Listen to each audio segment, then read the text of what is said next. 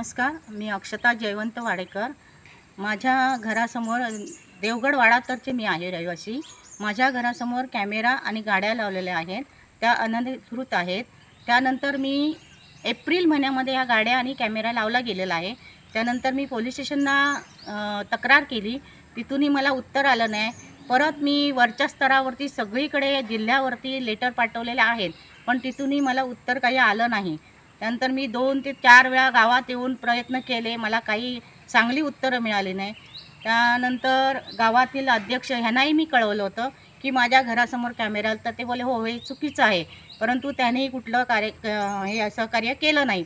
त्या उलट त्यांनी त्या व्यक्तीच्या म्हणजे सुमित ढोके ह्यांचं लेटर लिहून खोट्या सह्या गावामध्ये घेतल्या।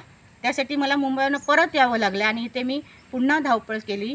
तेव्हा मला कळलं की हे खोट्या सह्यांनी घेतलेले आहेत। परंतु आता जो काही मला न्याय मिळत नाही, त्यासाठी मी 15 ऑगस्टला उपोषणासाठी बसणार आहे तहसील ऑफिसच्या समोर।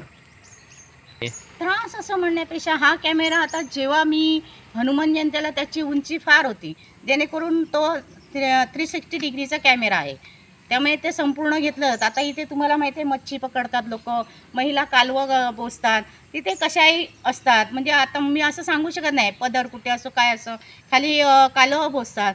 तो त्या पोलिसांना सांगितल्यानंतर थोडंसं त्याची उंची कमी केली, पण माझं म्हणणं होतं पोलिसांना की तुम्ही हा हलवला का नाही कॅमेरा?